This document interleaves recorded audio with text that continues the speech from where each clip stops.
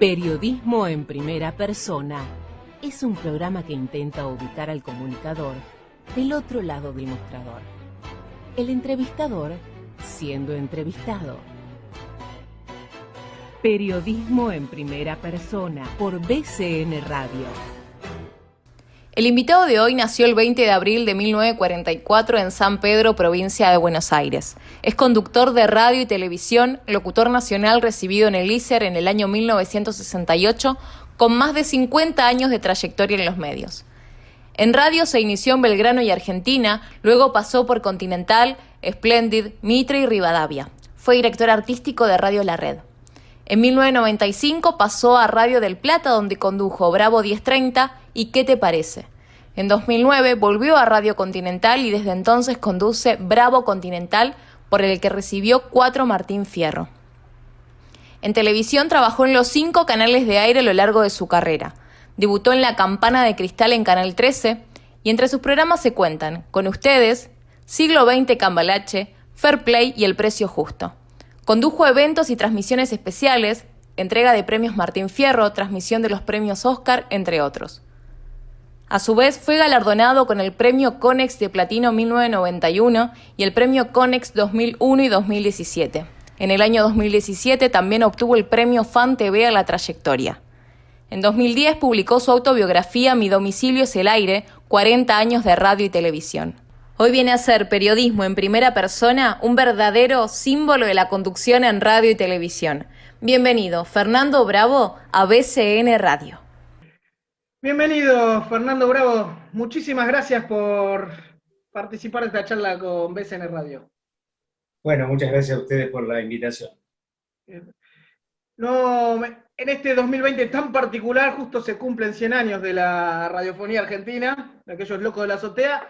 Es el mejor cierre quizás que podemos hacer de esta temporada, de la cuarta ya de Periodismo en Primera Persona, con alguien tan simbólico de la radio, así que creo que la producción no pudo haber elegido un mejor invitado. Bueno, le agradezco la consideración, les agradezco la distinción, la oportunidad, y creo que hay muchísimos referentes de la radio que bien podrían ocupar este lugar por agenda. Bueno, me ha tocado a mí, así que estoy a gusto. No, por favor, creo que es demasiado humilde. Habla muy bien de usted, pero es demasiado humilde en términos objetivos. Así no, que... Mira, yo he sido, a ver, yo tengo mi objetivo fundamental de cuando llegué al mundo de la radio, ser un laburante de la radio, ¿no? Yo le he hablado esto con mucha gente mucho más importante que yo, por decirte al paso, Antonio Carrizo, ¿no? Y siempre coincidíamos que la radio es un trabajo casi de hormiga que uno hace día a día, que es la única manera de crecer, ¿no? Yo no creo en los grandes impactos en la radio es un medio que te invita a la permanencia, a la continuidad, al trabajo sencillo cada día, que es la manera de construir, digamos, ¿no?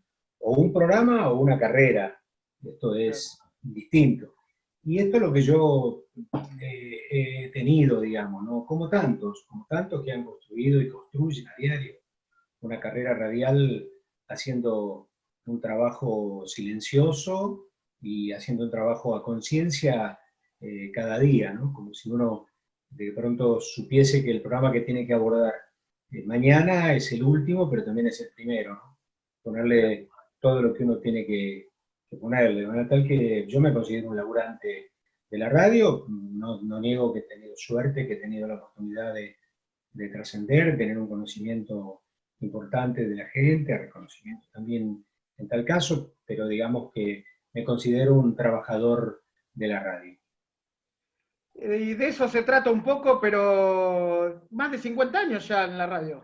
Sí, y yo empecé en el año 67, mientras estaba en el ISER, me tocó la suerte de empezar a transmitir, hacer unos pininos en una transmisión de radio de automovilismo, y bueno, completé mis estudios en el ISER, 67 y 68, y en el 69 ya carné en mano empecé a trabajar.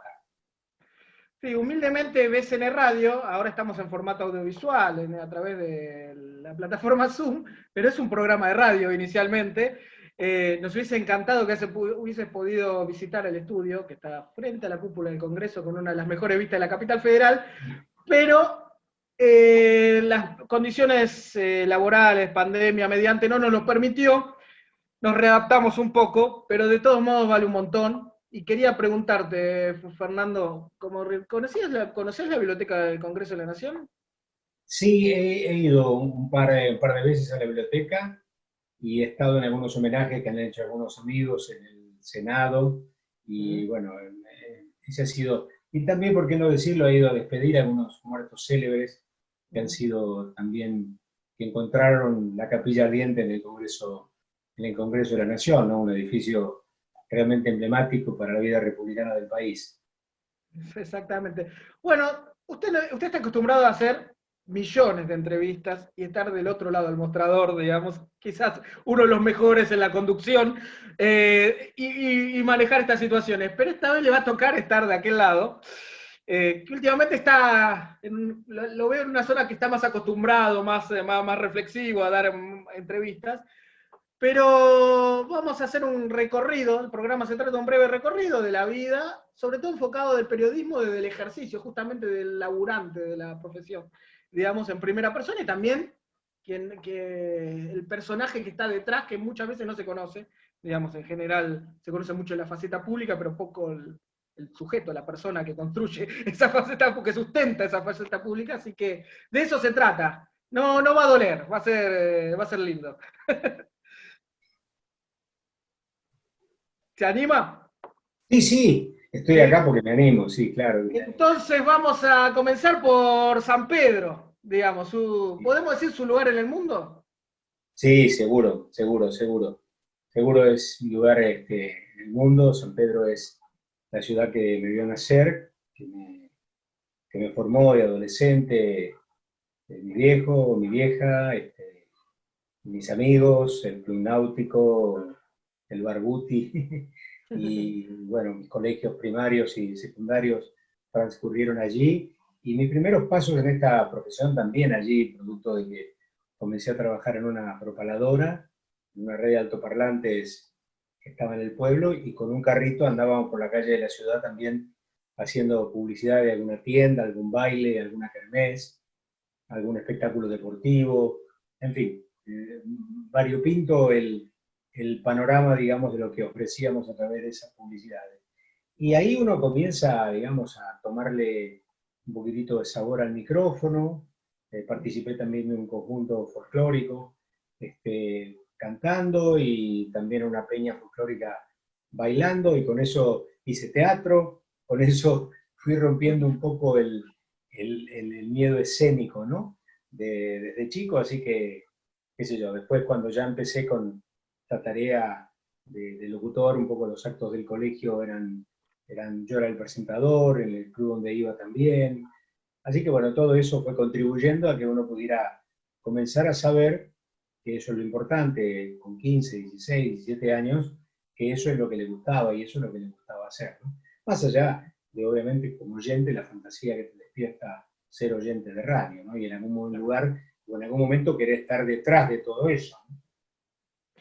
¿Cuáles eran tus referentes? ¿Qué escuchabas que te inclinaba a ser oyente de radio en ese momento? No, en esos años yo, obviamente estoy hablando de la época de la adolescencia, ¿no? Claro. En esos años escuchaba música, programas de música, Rodríguez Luque, música en el aire, programas básicamente musicales, mucho folclore.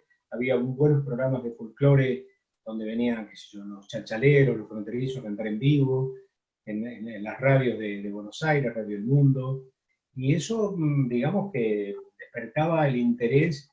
Estoy hablando de años en que la televisión todavía no generaba el impacto que eso generaba. Yo nací en el 44, te imaginas que en el año 56, 57, cuando yo tenía 12, 13 años, la televisión estaba prácticamente en pañales, ¿no? No había una oferta como... Y mucho más, viviendo en San Pedro, prácticamente la televisión no llegaba, ¿no? Porque claro, no había condiciones para poder verla. Así que la radio fue lo que alimentó mi carrera, mi vocación, digamos, a la carrera de ser locutor y trabajar allí. Y después también escuchaba algunos programas, me acuerdo al mediodía, un programa que hacían Héctor Macelli y Blanquita Santos, pareja insoberbia, y eso también lo escuchaba. Escuchaba a Sandrini, escuchado también, qué sé yo, deportes, obviamente ya cuando empecé a 13, 14 años, el deporte te atrae. Yo recuerdo muy claramente que a mi viejo escuchando las carreras de autos o los partidos de fútbol, y yo ahí medio cerca de la radio esa, ¿no? Así Exactamente. que esos son los primeros, digamos, los primeros síntomas que yo tengo como oyente de radio. Y un programa que se emitía por Radio Belgrano, que fue el programa que me despertó en toda mi etapa escolar primaria, que se llamaba el Diario Oral Matutino, y era la lectura de los diarios directamente. Exactamente. Ay, qué interesante ahora, Andrea. Hay mucha gente que para ahorrarse la lectura de los diarios escucharía un programa así, digamos. Sí, sí. Digamos, se hacen muchos programas actuales, digamos, hablando de los diarios, entonces sería importante.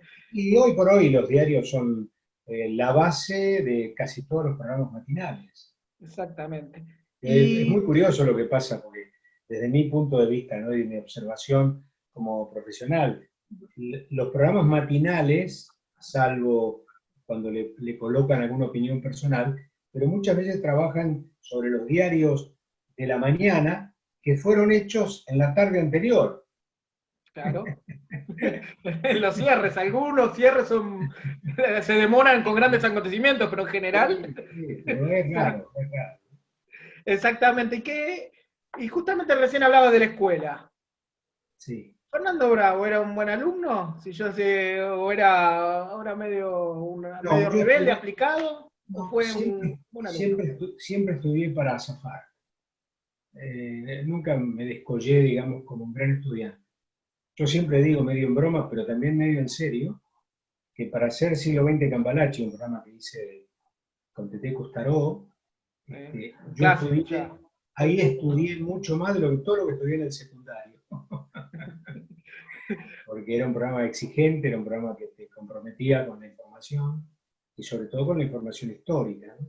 Claro. Así que fue realmente muy atractivo hacer ese programa, pero también un enorme estímulo para el estudio, lo reconozco.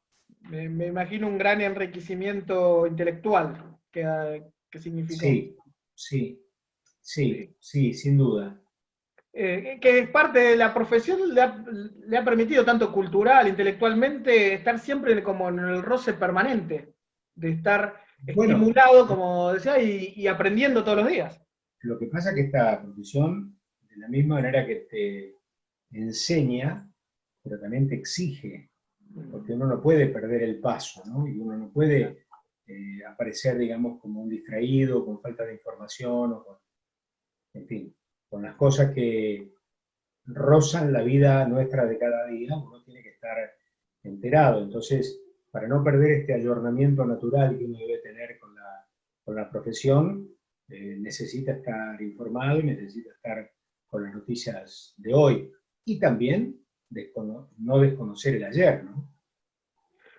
Exactamente. Hijo único. Soy hijo único, sí. Me Hijo hubiese único. gustado tener un hermano, mínimamente. Pero no, mis viejos me tuvieron a mí y luego no más. Entiendo la situación porque yo también soy hijo único y tengo mí mismo, como curiosidad sería, digamos, de qué se sentiría, digamos. Todos los que no tienen hermanos, algunos están contentos, pero a muchos les gustaría también ser hijo único en algún momento de la vida. Sí, sí. Pero bueno, y tu mamá era profesora de piano.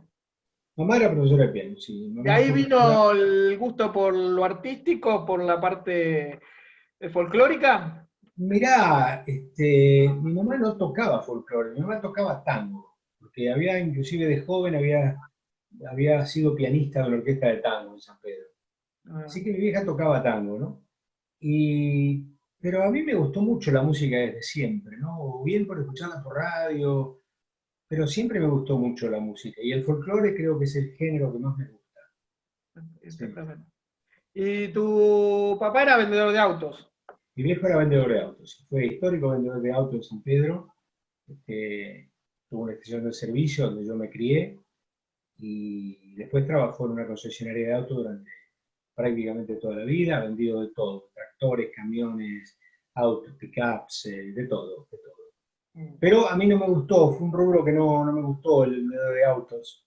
Y eso que mi viejo me llevó de chico a acompañarlo, inclusive cuando salía a las zonas rurales a vender autos, lo acompañaba. Ahí aprendí a manejar, por ejemplo. De Claro. 13, 14 años me dejaba manejar mi viejo en los caminos rurales, donde no andaba nadie, caminos de tierra.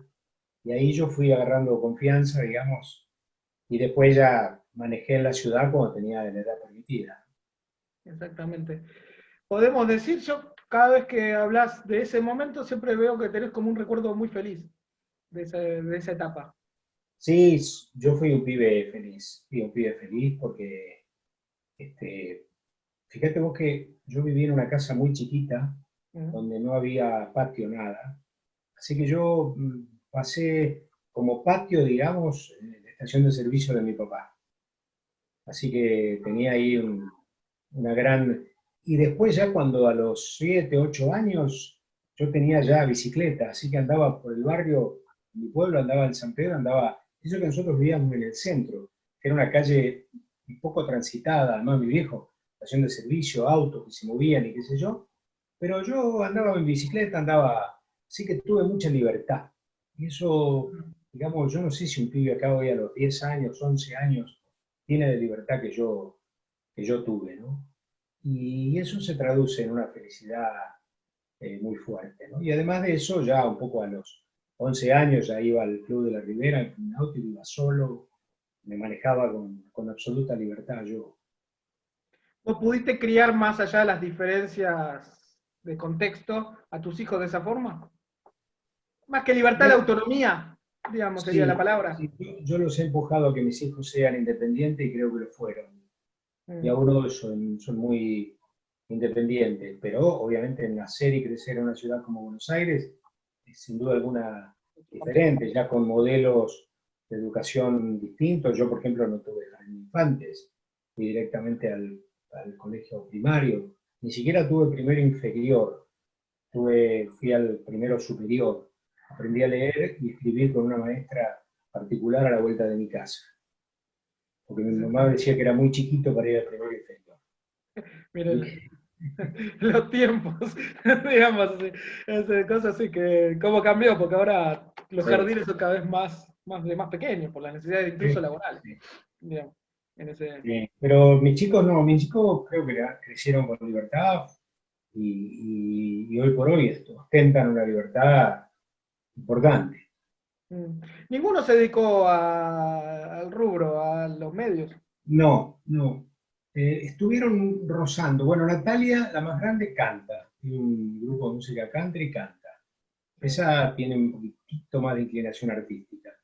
Lucía, la del medio, se ha dedicado al mundo de los eventos. Tiene una empresa de eventos, maneja cosas. Y ahora no, ahora trabaja en otra actividad y ya no vive en Buenos Aires. Y Fernando, el más chico, tuvo vocación por el mundo de la hotelería, así que hizo la escuela de hotelería, es chef, es sommelier, se ha inclinado por esa actividad y ha trabajado prácticamente en el mundo de la hotelería mucho tiempo, ahora está en otra actividad y él no vive acá, vive en Estados Unidos. Estados Unidos. Bien, y ahora volviendo a Fernando, más allá del personaje público, el profesional que es muy conocido por quienes en el medio, Fernando Bravo, ¿cómo te definirían tus amigos o cómo te gustaría que te vieran personalmente? Mirá, uno de los amigos, la única calificación que a uno le cae bien es que te digan que sos un buen amigo. Mm, Me parece que un buen amigo engloba un montón de, de atributos y virtudes que de pronto sobresalen, digamos, en la persona. Yo tengo muchos conocidos, pero claro. amigos no sé si tengo tantos. Es más, yo creo que de la actividad que tuve, del mundo radial, tengo muchos conocidos y amigos, los puedo contar de pronto con los dedos de una mano, ¿no? De Claro. gente que considera cercano el afecto. Así que yo, de mis amigos, los que más frecuento son los amigos de la infancia, ¿no? Los amigos de la adolescencia, que De todavía San Pedro. nos seguimos viendo. Sí, básicamente de mi generación se fueron todos a estudiar o a La Plata, o a Buenos Aires, o a Rosario, así que se han escapado un poco. Pero cuando nos vemos, que nos vemos con cierta frecuencia, hacemos un culto de esa amistad y de esa buena relación que tenemos. Y los amigos que uno ha conseguido acá, en la profesión y en Buenos Aires, qué sé yo, nos vemos, nos llamamos, pero a veces son diferentes amistades. Y y después de tantos años, ¿te quedó alguna cuenta pendiente? No me quedaron cuentas pendientes porque no, yo nunca tampoco saqué, y yo esto suelo recomendárselos a los chicos que vienen atrás. No es que uno no tenga ambiciones, porque ambición uno debe tener, ambición para poder crecer, para poder avanzar, para poder ser cada día mejor. Esas ambiciones tiene que tener, pero las ambiciones no pueden ser desmedidas. Yo siempre me planteé un horizonte corto de satisfacción, cosa de poder llegar, porque si uno de pronto, qué sé yo, o sea, suponete, yo ahora tengo 76 años. Si yo a los 50 años hubiese dicho, bueno, yo dentro de 10 años quiero ser el dueño de una radio, y no lo fui, sería una frustración muy grande. ¿Me explico? Objetivos cortos y cumplibles. Claro, y además de eso, un poco lo que la vida también te va ofreciendo, ¿no? Y lo que la vida te va ofreciendo que uno le pueda sacar partido, y lo que la vida te va ofreciendo que uno le pueda, qué sé yo, sacar provecho, disfrutarlo, y también enriquecerlo, ¿no? Porque esto es lo que ofrece. A mí la radio y la tele me dieron todo. Bueno, yo, ¿qué les puedo haber dado a la radio y a la tele? No le di nada en 50 años de carrera.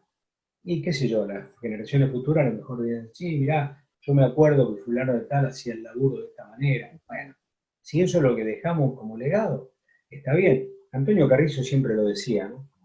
Que los locutores, qué sé yo, los escritores dejan libros, los locutores dejamos palabras al viento. Y dejamos palabras al viento. Pero también dejamos una manera de ser, una forma de pensar, una manera de abordar nuestro trabajo, la responsabilidad que le ponemos. Todo eso también lo dejamos. Y eso creo que es lo que, en alguna manera y en alguna medida, es lo que uno está como obligado por mandato a hacer, ¿no? Exactamente. Sabía Fernando que nosotros, no sé si vos viste la saga Volver al Futuro de Steven Spielberg. Sí. Bueno, precisamente con Steven, que es un amigo, Spielberg estaba necesitado un poquito de publicidad, entonces hicimos un convenio, que es, nosotros le hacemos un poco de propaganda porque estaba corto de efectivo, y él nos presta el DeLorean, que es la máquina del tiempo, Sí. para que cada invitado del periodismo en primera persona pueda usarlo una vez. Entonces en estos momentos se inicia el momento DeLorean, que sería que Fernando Bravo tiene que elegir algún momento de su vida pasada para volver, ya sea para repetir, volver a verlo, o para poder actuar de una manera diferente eso y generar una paradoja en términos de volver al futuro, que cambie en los acontecimientos. Así que este momento de DeLorean es todo suyo, Fernando Bravo. Bueno, es una linda propuesta porque yo a veces me lo he planteado, ¿no? ¿A qué momento de la vida uno quiere volver? Si a volver a ayer, si volver a cuando nació el primer hijo, si volver a cuando era adolescente, ¿a qué momento quiere volver, no? Y yo siento que si tuviera que elegir, vuelvo al tiempo más o menos encapsulado entre los 17, 24, 25. Fue un tiempo de una enorme felicidad y un absoluto no compromiso con nada. Cierta inconsciencia, con cierto grado de inconsciencia. No, mucho tiempo de comenzar a sacarle punta a esta actividad, soñar mucho, pensar mucho, cómo uno podía arribar, cómo podía crecer, y paralelamente mucha actividad deportiva en el río. Yo fui navegante toda la vida de pibe, de adolescente también, y cuando me vine lamentablemente a Buenos Aires, no navegué más, por razones diferentes, no navegué más. Y hoy por hoy digo, pucha, yo tendría que haber navegado, me tendría que haber hecho un lugar para seguir navegando y poder tener el contacto con el agua, que es el medio que creo más me gusta. Exacto, o sea, muy bien utilizado el momento de DeLorean, digamos, para poder volver a los tiempos de la navegación, sería. Navegación, la laguna de San Pedro, y barcos y navegar a vela, y es algo realmente fantástico, una experiencia que recomiendo. ¿Y qué Hay una canción que le- dice, eh, vivir es necesario, navegar es preciso. importante, ¿qué le diría Fernando Bravo de hoy a ese adolescente, 17, 18 años, o sea, que recién estaba empezando a ver para dónde iba la vida? ¿Qué le diría? No, yo primero le diría gracias, porque por ese pibe que creo que tuvo muchos sueños, soy el que estoy acá. No te olvides que yo hice el ISER con 23 años, viajando todos los días en tren de San Pedro a Buenos Aires, viajando 6 horas y pica por día, entre 3 de venida y 3 de vuelta, durante 2 años, durmiéndome en los trenes, llegando muerto de frío a las 4 de la mañana a San Pedro en el tren que me llevaba desde Villa Ballester a las 12 de la noche. Y ese esfuerzo es lo que me permitió formar una carrera, ¿no? Así que yo a ese pibe de esos años le tengo que decir, che, gracias porque no claudicaste, porque no te, no te, no te, no te amedrentaste con todas las dificultades, te sobrepusiste a los defectos y te sobrepusiste a las limitaciones. Mi viejo es un hombre, y mi mamá también, laburante de clase media total. No es que me pudieron poner un departamento a mí acá y me pude venir a vivir a Buenos Aires, yo todo eso lo logré yo. Después que me recibí me vine a vivir acá a una pensión de estudiante en la calle Mansilla y Purredón. Y ahí vine a vivir en una pensión de chicos estudiantes con alguien que no conocía, y qué sé yo, a los 3 meses se me dio la oportunidad de la tele y ahí comenzó un despegue, pero mis primeros 3 meses fueron absolutamente más. Yo me recuerdo algunos días que no tenía ni que mofar. Claro, ahí fue un momento bisagra que podría haber, si no salía muy bien, quizás tendrías que volver para atrás, volver a San Pedro. Exactamente. O sea que esos días fueron claves desde ese punto de vista. Justamente, No sé si clave, porque yo después que me recibí de locutor y ya había hecho un año de transmisiones de carreras de auto, y comenzaba a dar mis primeros pasos en la profesión, sabía que tarde o temprano iba a seguir en la profesión, ¿no? claro. Exacto. Bueno, es muy importante porque a veces uno nunca sabe si esto le va, diciéndolo vulgarmente, le va a dar de comer. Digamos, o sea, va a ser lo que lo va a alimentar o va a tener que dedicarse a otra cosa más allá de la pasión. Bueno, efectivamente, espero que eso es parte también, no solo de esta profesión, es parte también del desafío de cualquier profesión independiente, ¿no? Uno independiente, yo no he trabajado nunca en empresas del Estado, por ejemplo, ¿no? Y he trabajado en alguna empresa, bueno, las empresas radiales trabajás, son empresas privadas, pero en la etapa previa, inclusive a recibirme locutor, traté de rebuscármela como pude, laburé en una casa de artículos para el hogar, tuve una pequeña agencia publicitaria, trabajé una época en la concesionaria de autos de mi papá vendiendo repuestos, hice un poco de todo, pero siempre con un objetivo de que en algún momento quería encaminarme en el mundo de la locución. Exactamente. Bueno, entonces llegamos al ISER, que quedaste en la primera prueba, porque en general la mayoría de los locutores que uno van pasando tuvieron que pasar Sí. varias secuencias para poder quedar y entrar, ¿no? Lo intentan, bueno, Julio Lagos es uno de ellos. Yo fui compañero de Julio Lagos Y Julio me decía, yo fue el tercer año que me presenté y entré, y Julio ya tenía experiencia en los medios, trabajaba ya en Canal 13 y todo lo demás. O sea, era muy bueno y afortunado a la vez. Sí, sí, no, sí, pero viste, la mesa examinadora, te toca, me tocó y entré. Así que es así. Y empezaste, dijiste que mientras que estabas en el ISER eras relator de TC. Trabajaba en una transmisión, no era relator, hacía papeles de cadetería en el aire. Así Muy que, poquitas cosas. desde ese punto de vista.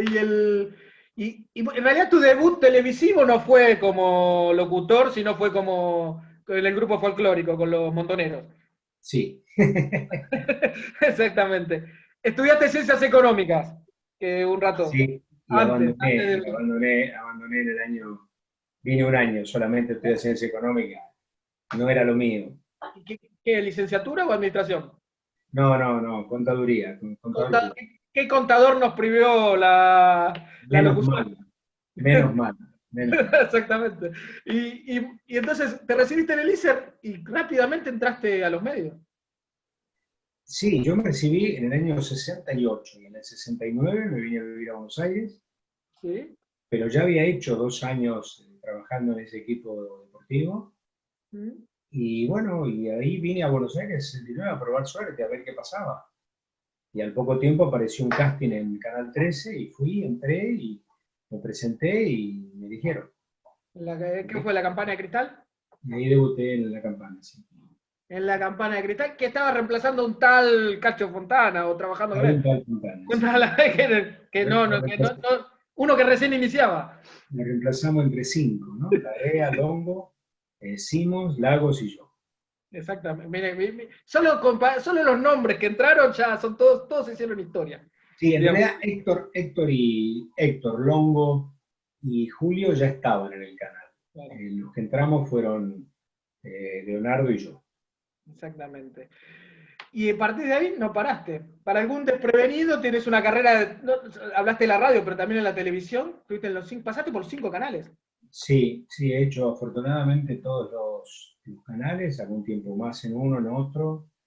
Empecé en el 13, después tuve un paréntesis del 73 para adelante, después volví en el 79, a lo que fue ATC, y después de ahí pasé a Canal 13, después pasé una vez a Canal 11, después fui a Canal 9, y después volví a Telefe, ¿Sí? y después hice algo en América.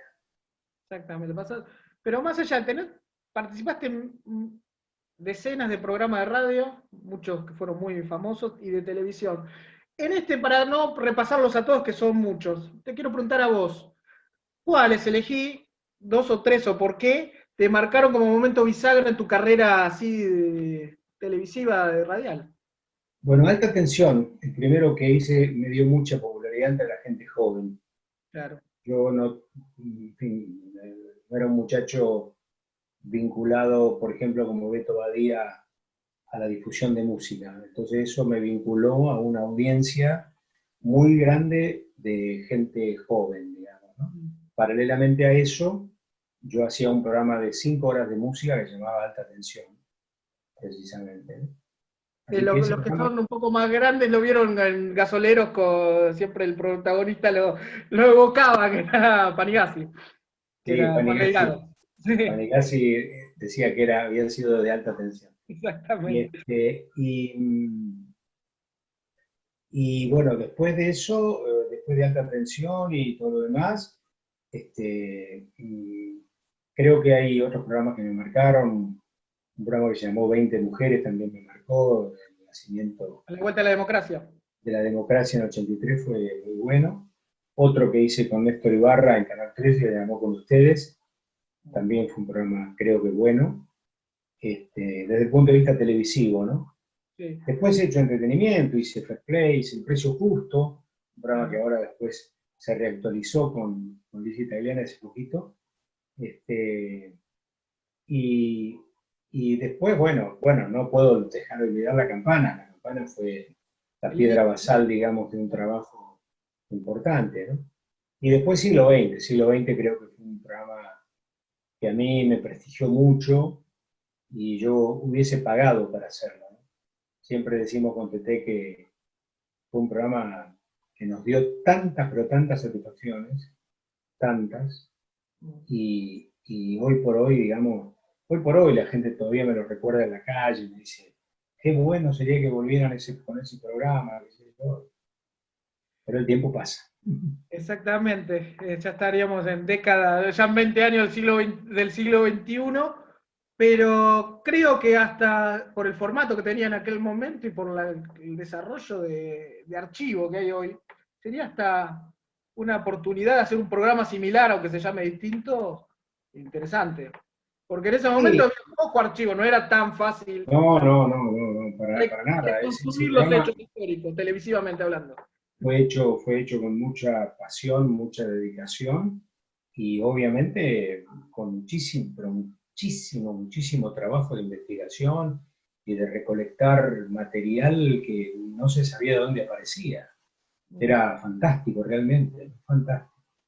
Así que bueno, todo eso conforma, digamos, para mí, ¿no? Un grupo de programas que me dieron muchas satisfacciones y que me siento muy honrado, por otra parte, de haberlos hecho. Sí, también fuiste actor o hiciste serie de mesa de noticias, que es un Sí. clásico, sobre todo en la década del 80, para que tenemos Esa fue una una edad. hermosísima travesura. Exactamente, pero se ha desempeñado. Y también fuiste, eso no lo recordaba por la edad, pero que fuiste el partener del Contra de De Calabró. Calabró, sí, un año. O sea, pues yo recuerdo la última etapa con Carrizo. No, claro, Calabró tuvo 4 partenaires. El primero fue Marco Zucker, Claro. ¿sí? Marquitos. El segundo fue Sofovich. El productor. Después estuve yo en el medio y después vino Carrizo. Exactamente. Mirá, así que debe haber sido, trabajaste con los más grandes. Sí, sí. En su rol. Porque en Mesa de Noticias, Juan Carlos No, Mesa, es uno de los mejores libretistas que dio el país. Mesa un genio, un genio total. El programa ese, la factura que tenía esa comedia, bueno, aún hoy la gente la recuerda, ¿no? Exactamente. Es uno de los grandes. Aparte se escribía en el día, porque es difícil de pensarlo hoy con tantos enlatados, preparación. Ahora se escribía en el día y se grababa así sobre el stencil, como le dicen. Yo a veces pienso que si se lo contás, por ejemplo, a los productores de series norteamericanas, che, ¿sabés que ese programa se hacía en el día y se escribía en el día? Pues dice, ¿cómo? Los libretistas de la sitcom están 5 meses encerrados tratando, 5 o 6 libretistas tratando de sacar un Broly. Exactamente. Así que bueno, has pasado por varios formatos, trabajaste con muchos grandes, y ahora te quería preguntar, que creo que con vos es uno de los que más podemos hacerlo, quizás si tuviéramos que entregar un agradecimiento de tu carrera en este caso, ¿a quién se lo daría o a quiénes? Yo, yo, Siempre es un yo poco injusto, pero por algo, algunos selección de personas que te han ayudado mucho o te han marcado en tu carrera. Mirá, yo si tengo que agradecerle a alguien es a Antonio Carrizo, a Cacho, a Fontana, a Mareco. Son tipos que inventaron esta profesión nuestra que tenemos. Hasta nosotros los locutores, o hasta ellos, los locutores todos eran producto de libretos. Claro. Todos trabajaban con libretos. Los libretos eran el puntapié o el sostén de programas como el de Luis Andrini. El locutor prácticamente no improvisaba. El Doctor a Tango Club era un programa libreteado. Todo era libreteado. Y cuando llega Antonio y cuando llega Fontana y comienzan a destacarse, comienzan a trabajar con literatura propia, con improvisación. Entonces, Mareco vino acá al país apoyado en los libretos de Wimpy, pero después tuvo una literatura propia, una impronta personal muy, muy fuerte, que le dio un sello a su profesión muy grande, y nosotros nos miramos en ese espejo, dijeron, es por acá. Claro. Y entonces yo tengo que agradecerles que ellos nos mostraron el camino. Muchachos, estaba todo oscuro, bueno, la luz está acá, es por acá. Y eso es lo que nosotros, yo no soy periodista, y tampoco quiero serlo, porque creo que tengo un enorme respeto por la profesión y yo me formé para ser locutor, no me formé para ser periodista. Porque para ser periodista uno tiene que formarse de otra manera. Pero sí procuré, desde mi condición de conductor y locutor, tratar de abrir el horizonte laboral lo más que pudiera. Por eso me informo, por eso estoy enterado, por eso leo. Y entonces no quiero perder el paso de ese ayornamiento intelectual que yo tengo. Porque lo vuelco a mi profesión, pero yo reivindico mi condición de locutor, no de periodista. Por eso conmigo trabajan periodistas y tienen su lugar, su opinión. A través de los años, muchísimos periodistas han trabajado conmigo y yo nunca interferí en la opinión de ellos porque tengo un enorme respeto por ellos. Te has alejado últimamente de la televisión y te he escuchado, he registrado algunos comentarios como que está muy salvaje el medio desde el punto de vista... Sí, hoy el medio transita por unos caminos muy diferentes a lo que yo le puedo dar al medio, ¿no? No es que de pronto yo no me siento en ningún lugar, no me veo sentado en ningún lugar de la televisión. ¿Y cómo ves el ejercicio del periodismo o de la comunicación, para hacerlo algo más amplio, digamos, hoy en el país, desde tu perspectiva? No, yo lo veo bien, yo creo que la radio está enriquecida con un friso de opiniones muy diversas y muy fuertes y muy buenas, y todo el mundo trabaja en libertad y dice lo que piensa, y me parece que eso es importante. Y los medios gráficos también tienen material de lectura con firmas importantes, y a mí me parece que está muy, muy fortalecido, y me parece que tenemos que luchar cada día para que efectivamente se fortalezca cada día más y la diversidad de opiniones sea, digamos, lo más amplia posible, porque en definitiva la opinión pública se forma escuchando a todos, no escuchando a uno solo, ¿no? ¿Y cómo te atravesó el impacto de las redes sociales, el cambio comunicacional, digamos, sobre todo desde el punto de vista que hay como hasta nuevas escuelas y formas de comunicar, digamos que hasta cambian los formatos? ¿Y cómo te atravesó a vos? ¿Cómo te tuviste que ayornar o más o menos? Yo medio le doy la espalda a las redes sociales, hago mi trabajo con una exposición de 4 horas diarias en un medio, me alcanza. Después le doy un poquitito la espalda a las redes sociales, y no me parece que las redes te terminan atrapando. Y es precisamente su nombre, ¿no? La red. La red atrapa, la red envuelve. Y yo me quiero liberar de esa red. Exacto, sí, hay como un formato que importa más el impacto que la profundidad, ¿no? Que es todo, como hay una sobreinformación, digamos, y una cosa que es muy difícil y además hay que tener sobrellevar hasta como oyente, digamos. Hay que tener un poquitito de cuidado, porque a veces, yo no sé si todo lo que circula en las redes es cierto. Entonces, hay que tener un poquitito de cuidado, ¿no? ¿Y te quedó algún programa por hacer? ¿Algún formato, algo que tuviste idea y nunca pudiste? Hiciste varios, así que sería...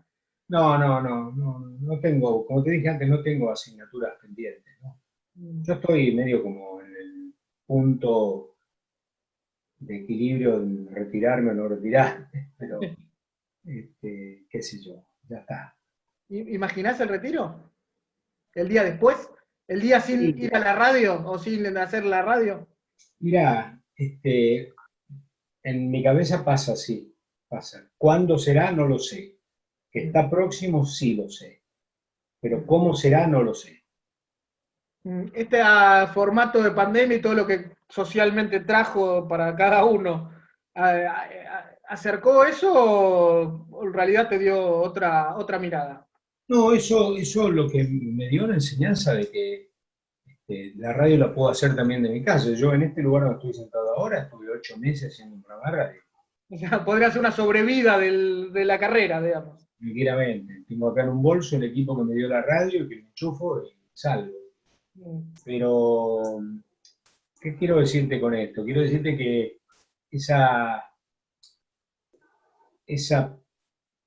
obligación que uno tenía de ir al estudio, la pandemia lo rompió. Lo rompió a mí y se lo rompió a mucha gente. Pero bueno, afortunadamente estamos retomando el paso, ya estoy volviendo a la radio, yendo a encontrarme con mis compañeros. Eso es diferente, digamos. ¿Extrañabas el estudio? Y un poco lo extrañaba. Y después me acostumbré a estar acá en mi casa. Me acostumbré, pero extrañaba estar con mis compañeros, chichonear ahí en el estudio. Y además, hacerlo de acá me significaba a mí muchísimos más esfuerzos personales, porque estaba con la computadora con las noticias, con el equipo de radio haciendo radio, y con el WhatsApp escribiendo instrucciones, poné a fulano, mandame el móvil acá, buscá a fulano para una nota, preguntale a sultano qué tiene, decime cuándo está disponible, ¿viste? Llega un momento que me estallaba la cabeza. Exactamente. Vos has hecho algunas entrevistas importantes. ¿Te quedó alguien, o te gustaría entrevistar a alguien? Pues ya sea que sea realizable o no. ¿Alguien en particular? Y uno siempre tiene fantasías de poder entrevistar a gente notable, qué sé yo. El Papa deslumbra. Ese sería. Sí, a Bergoglio creo que yo una vez sola estuve cerca de él, lo entrevisté, siendo el arzobispo de Buenos Aires, ¿no? Porque no tenía trato, pero en su investidura de papa deslumbra, ¿no? Pero yo creo que para ese tipo de reportajes que uno pueda cruzársele, hay que prepararse y mucho, ¿no? No es que mañana te digan el Papa y bueno, a ver. Improvisar las preguntas, digamos. Claro, uno en la radio tiene una gran gimnasia para, como yo le digo a los muchachos, en la radio a veces el espejo corrido, ¿no? Te sirven chorizo, después te sirven morcilla, después te sirven vacío, pero después te vuelven a servir chorizo, y uno tiene que ir comiendo lo que te sirve la producción, ¿no?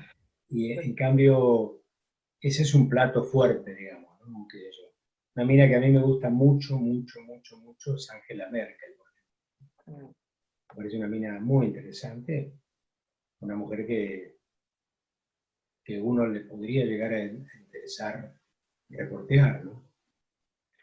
Bueno, Fernando, parece mentira, pero pasó casi una hora ya de entrevista, así que tengo que llegar al final. Bueno. Te quería primero agradecer infinitamente por esta cierre de temporada, todo lujo, para Periodismo en Primera Persona. A todos nuestros invitados, no sé si vos la pasaste bien como nosotros, pero espero que la hayas disfrutado. Sí. Y a todos nuestros invitados le pedimos que nomine, que nombre a algún personaje de la comunicación, no solo periodistas, sino de la comunicación, y del más amplio abanico de la comunicación, no necesariamente figuras, digamos, que se siente en su lugar a hacer periodismo en primera persona, en este caso para la temporada que viene. ¿A quién nominaría? ¿Para que se siente en tu lugar? No, en tu lugar, que sea invitado de periodismo en primera persona. ¿Para que sea entrevistado? Sí. A Julio Lagos, no sé si no lo entrevistaste, Julio Lagos, otro baluarte de la radiofonía y de la conducción. Es periodista de la más tierna infancia, Julio Lagos, prácticamente, ¿no? Ha transitado redacciones de diarios, canales de televisión, radios. Muy rico todo el bagaje de cosas y de historia que tiene Julio, ¿no? Bueno, ha quedado agendada para la producción. En primer lugar, quiero agradecer a la producción en este cierre de temporada, que usted sabe muy bien que sin producción no hay programa posible, de ningún tipo de formato. En este caso le quiero mandar un saludo muy grande a Mariana Salas y a Rosario Ferreira, que hacen posible que Periodismo en Primera Persona. Hicieron todo este año posible, 30 entrevistas. Y después logramos hacer, a pesar de la pandemia, y a todo el equipo técnico de la Subdirección de Prensa y Difusión de BCN Radio que nos pudieron poner al aire a pesar de las contradicciones. Así que le mandamos un abrazo grande y un saludo, y para cerrar, a todos nuestros invitados en estos 30 programas y desde que arrancó el ciclo, le pedimos una reflexión final. Ya sea para los estudiantes de periodismo o comunicación, ya sea para la vida, ese mensaje final, estos aires finales del ciclo 2020 de Periodismo en Primera Persona son todos tuyos, Fernando. No, el mensaje que tengo es que este país tenga acierto en sus direcciones, tenga acierto en sus decisiones y que podamos vivir, digamos, de la mejor manera posible, ¿no? Con la tolerancia de la diferencia y básicamente con un país transparente en todos los aspectos de su vida, ¿no? Creo que es nuestra obligación dejar un legado de construir de la mejor manera. Tengo nietos que van a crecer en este país, que van a vivir en este país, y me gustaría que realmente cuando les toque llegar a un tiempo de decisiones, 15, 20 años próximos, tengan una situación diferente a de pronto los casi el 50% de pobreza que hoy tenemos en la Argentina, que esas cifras dolorosas, tristes, terribles, sean revertidas. Ese es el deseo que tengo. Muchísimas gracias, Fernando. Gracias a vos. Mucha suerte. Bueno, pasó mejor cierre de temporada de Periodismo en Primera Persona. Pasó Fernando Bravo, vino a hacer Periodismo en Primera Persona y nosotros nos encontramos ya el año que viene con algún nuevo invitado o invitada. Chao. Un programa de la Subdirección de Prensa y Difusión de la Biblioteca del Congreso de la Nación.